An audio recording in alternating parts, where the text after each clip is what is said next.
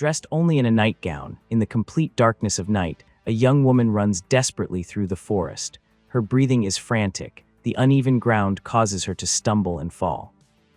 As she struggles back to her feet, she sees an enormous, blinding light shining from the top of a nearby hill. From within the brightness, a figure emerges and stops directly in front of her. Before she can react, the light completely envelops them both. The next morning, a local detective and the county medical examiner inspect the young woman's body. During the examination, they discover two small, symmetrical bumps on the lower part of her back. The detective recognizes her as Karen Swenson, having attended school with his son. This realization deeply unsettles him and leads him to reflect. This is not the first strange death connected to that graduating class. Soon, he notices that several other members of the class of 1989 have died under very similar circumstances. We are then introduced to Special Agent Dana Scully as she enters the FBI building in Washington. She heads toward the office of the division chief. In the background of the scene, almost unnoticed, a silent figure appears, calmly smoking a cigarette, a man we will later come to know as the cigarette-smoking man, who will eventually become the series' primary antagonist. Scully begins to recount her professional background within the FBI. She is a medical doctor and has been with the Bureau for just over 2 years, trained with a strong emphasis on science and rational analysis. The division chief asks if she knows Agent Fox Mulder. She replies that she does. She knows he is an Oxford graduate, a psychologist, and widely regarded as a brilliant, though unconventional. Immediately afterward, she is assigned to work with him on the X-Files, a division dedicated to unresolved cases involving paranormal or unexplained phenomena. Scully's role will be to provide a scientific perspective, analyze the evidence, and write reports that will be sent directly to senior leadership. In the basement of the FBI building, Scully meets Mulder for the first time. He shows her a series of slides depicting the body of Karen Swenson and explains that an unknown organic substance was found near the marks on her back. He then presents images of other bodies displaying identical characteristics. Mulder suggests that the cases may be connected to extraterrestrial activity, while Scully insists there must be a logical and scientific explanation. Mulder informs her that 3 other classmates of Karen have died under equally mysterious circumstances, and that they must travel to Oregon to investigate the case more thoroughly. During the flight, Scully reviews newspaper clippings related to the teenagers' deaths. One name in particular catches her attention, Dr. J. Neiman. As the plane begins its descent, they pass through a brief but violent pocket of turbulence that lasts only a few seconds before stabilizing again. Once on the ground, as they travel by car, Scully continues reading the X-File case report. She discovers that the FBI had already investigated the initial deaths, but the investigation was abandoned without clear conclusions. According to the reports, the autopsies of the first 3 bodies showed no unusual marks, although those documents were signed by a different medical examiner than the one who examined Karen Swenson. Mulder is impressed by the speed and accuracy of his new partner's observations. They both agree that, to confirm their suspicions, it will be necessary to exhume one of the bodies and determine whether the examiner deliberately omitted information.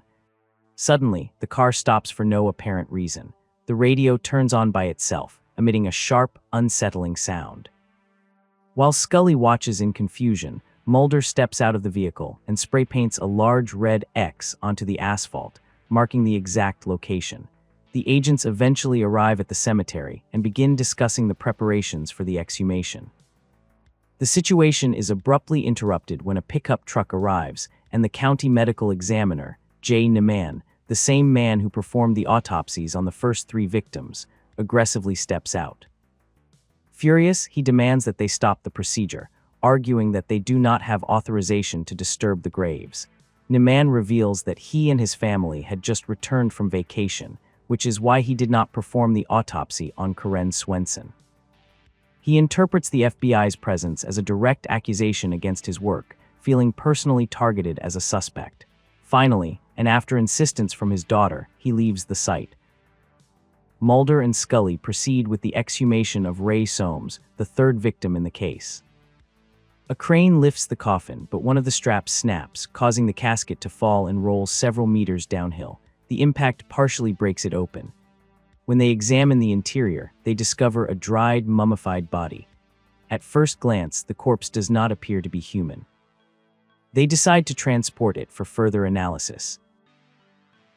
After examining the body recovered from the coffin, Scully determines that it belongs to a mammal, possibly an orangutan or a chimpanzee, completely ruling out any human origin. Mulder, visibly disappointed by such a mundane conclusion, asks her to conduct a full analysis anyway, hoping it might turn out to be something extraordinary. Scully treats the situation almost as a joke, but agrees to comply with his request. Later, while taking X-rays of the body, Scully discovers a small metallic implant lodged inside the nasal cavity. That same night, Mulder appears at the door of her motel room to ask whether she has identified the object found in Ray Soames' nose. She replies that she still cannot determine its origin and wishes him good night, deliberately withholding the full significance of the discovery. The following day, both agents walk through the hospital with Dr. Glass, who confirms that Ray Soames had been a patient there. He had been treated for clinical schizophrenia for over a year. According to the doctor, Soames suffered from symptoms similar to post-traumatic stress disorder and had a distorted perception of reality. Glass adds that several of his classmates displayed similar symptoms. Two of them, Billy Miles and Peggy Odell, have been institutionalized for the past 4 years. The agents request to speak with them, and the doctor agrees, warning that the interviews will be difficult, especially with Billy. Glass explains that Billy Miles is in a condition known as a waking coma, the result of a car accident on State Road in which Peggy Odell was also involved. He asks whether they would like to attempt communication with the patients. Mulder approaches Billy and comments that the young man enjoys being read to, requesting permission to examine him more closely. When they approach Peggy, she reacts violently, throwing her book and entering a state of extreme agitation, forcing the staff to restrain her. As she falls from her wheelchair, Mulder seizes the opportunity to lift the back of her shirt, confirming that Peggy has the same marks on her back as the other victims. Scully storms out of the room, furious, and convinced that Mulder is withholding information from her. During the argument that follows, he finally admits his belief that the teenagers were abducted by extraterrestrials, a theory she considers absurd and completely lacking scientific rigor. Scully insists there must be an alternative explanation that can be proven through verifiable evidence. They both agree that all the victims were found in the forest, suggesting a clear pattern, and decide to investigate the area. That night, Mulder and Scully search the forest with flashlights near the location where Karen Swenson's body was found. After separating, Mulder notices his compass spinning erratically. In the clearing where Karen died, Scully discovers a patch of soil with an unusual appearance. She collects a sample and slips it into her pocket. Suddenly, she notices a light glowing between the trees and a silhouette slowly approaching her. The figure turns out to be a man who identifies himself only as an employee of the county sheriff's department. He refuses to give his name and bluntly informs them that they are on private property, ordering them to leave immediately. Later, as they drive through a heavy nighttime storm, Scully shows Mulder the soil sample she collected in the forest. He suggests it could be remnants of a campfire, while Scully proposes the theory that the teenagers may have been part of a cult and that the man they encountered knows more than he lets on. Suddenly, a flash of light illuminates the sky and the vehicle loses power. Mulder checks his watch just before the incident and states that they have lost 9 minutes of time. When they step out of the car, he realizes they are almost exactly at the same spot where he had painted the red X on the road. Excited, Mulder explains to Scully that many people who claim to have seen UFOs report episodes of missing time. She responds that time cannot simply disappear, as it is a constant throughout the universe. At that moment, the car starts on its own, and they continue driving. In the motel room, Scully writes her first official report, concluding that she cannot validate or corroborate Mulder's claim regarding the missing time. When the storm causes a power outage, she prepares to take a shower, but notices 3 small marks on her own back. Alarmed, Scully fears that the marks are the same ones found on the teenagers, so she immediately goes to Mulder's room. After examining them, they determine that they are nothing more than mosquito bites. Taking advantage of the moment, Mulder opens up emotionally and shares part of his past. He explains that he left the United States as soon as he could and studied at Oxford University, later joining the FBI, where he discovered the X-Files, something that became a deep obsession for him. He confesses that he has tried to access classified government information, but someone with significant power has consistently blocked him. He suspects that Scully was assigned to monitor him, although she swears she is not part of any conspiracy and asks him to trust her. Mulder also reveals that he underwent regression hypnosis to recover repressed memories from the night his sister disappeared when he was 12 years old. He firmly believes she was abducted by extraterrestrials and that the government knows the truth. He states that his sole objective is to uncover what the state is hiding. At that moment, he receives an anonymous phone call. A voice informs him that Peggy Odell is dead. When Mulder and Scully arrive at the scene of the supposed accident, a driver explains that the young woman suddenly threw herself in front of his car. Mulder finds the account disturbing, since Peggy Odell was confined to a wheelchair. Scully examines the body and notices that Peggy's face is covered in blood. She also observes that Peggy's watch stopped at exactly the same time they experienced the missing time. Mulder then informs her that the autopsy lab has been completely destroyed and that the exhumed body of Ray Soames has disappeared. To make matters worse, when they return to the motel, they discover that someone has broken into their rooms and burned all the files, photographs, and evidence they had collected. Amid the chaos, Theresa Neiman, the medical examiner's daughter, appears terrified, begging for protection. She confesses that she often wakes up in the forest without remembering how she got there and fears she will die like the rest of her classmates. Mulder quickly deduces that she was the one who made the anonymous call reporting Peggy's death.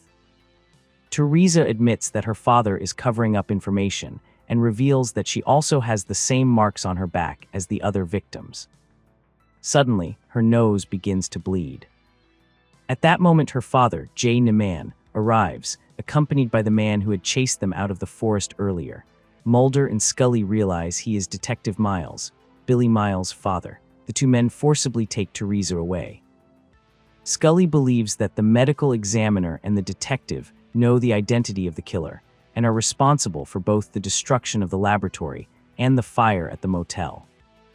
The agents return to the cemetery, only to discover that the bodies of the other two victims have also been exhumed. It is then that Mulder reaches a crucial conclusion. The true perpetrator of the murders is Billy Miles, the young man confined to the hospital. Scully struggles to accept her partner's theory, as Mulder insists the case involves a series of extraterrestrial abductions. He theorizes that the victims were subjected to experiments that left the marks on their backs, but that these procedures caused a genetic mutation, explaining the deformed body found in Ray Soames' coffin. Regarding the missing 9 minutes, Mulder believes conventional time stopped and an extraterrestrial force took control, compelling Billy to bring the victims into the forest. Although Scully lightly mocks the explanation, deep down she begins to question her own skepticism. The agents visit Billy Miles once again. A nurse assures them that his mental condition prevents him from walking, but Scully notices fresh dirt on the soles of his feet. She is convinced Billy was recently in the forest and points out that the soil matches the sample she collected earlier. However, the original sample was destroyed during the motel sabotage, making scientific verification impossible. They decide to return to the forest to collect a new sample. Upon arriving at the forest, they notice Detective Miles. Suddenly, they hear a scream and run toward the sound. Scully is ambushed by the detective and knocked to the ground. He reminds her of his warning to stay away from the case. He then turns toward Mulder, aiming his gun at him. Mulder accuses him of having known the truth all along and warns him that his son is about to kill another young woman. Convinced, the detective runs toward Billy, who is holding Theresa Neiman in his arms. He orders him to let her go, but Billy does not respond. Mulder strikes the detective just as he is about to fire, alerting Scully to their location. Billy continues to hold Teresa as the leaves begin to swirl violently around them. An intense light surrounds them, visible from a distance by Scully. When the light fades, Billy appears to have no memory of what just happened. The marks on his back have vanished, and he no longer shows signs of paralysis or a waking coma. Unlike the other victims, Teresa Neiman emerges completely unharmed. Mulder runs to Scully, visibly shaken by what he has just witnessed. Later, Billy Miles undergoes hypnosis. He recounts that he and his friends were celebrating their graduation party in the forest when they first saw the light. He was taken to what he calls the testing place, where something or someone ordered him to gather the others for experimentation. A device was implanted in his nasal cavity, and he was instructed to wait for commands whenever the light appeared. He was assured that everything would be fine and that no one would ever know. However, the experiments failed, and they decided to erase all evidence. Although he was told he was no longer needed, Billy fears that they will return. The doctor attempts to calm him, assuring him that the FBI only wants to help. Back in Washington, Scully meets with the division chief to discuss the case. He argues that the extraterrestrial abduction theory included in her report lacks scientific foundation. Scully responds that she simply documented what she personally witnessed. She admits that she cannot support all of Mulder's claims, including the missing time. The supervisors conclude that there is insufficient evidence to justify the continuation of the X-Files. Scully counters that real crimes were committed and that those files helped solve them. She then hands over the implant found in Ray Soames' coffin, which she had kept in her pocket and which survived the motel fire. She explains that laboratory tests were unable to identify the material. As she leaves the office, Scully crosses paths in the hallway with the cigarette-smoking man, whom she watches with clear distrust. Later, she receives a phone call from Mulder, who informs her that Billy Miles' file has mysteriously disappeared. The final scene shows the cigarette-smoking man inside a massive storage facility at the Pentagon, carefully filing the implant into a box alongside hundreds, perhaps thousands, of identical objects, all arranged on endless shelves. The image makes it clear that the government has been hiding an immeasurable amount of evidence of encounters with entities from another world for years. If you enjoyed this episode and want to dive deeper into the paranormal, then you know the truth is still out there. I have plenty of other X-Files episode summaries right here on the channel covering everything from government conspiracies to unexplained encounters. Make sure to subscribe and hit the like button for more mysteries, and don't forget to check out the full playlist to catch up on the entire series. Trust no one, and I will see you in the next case.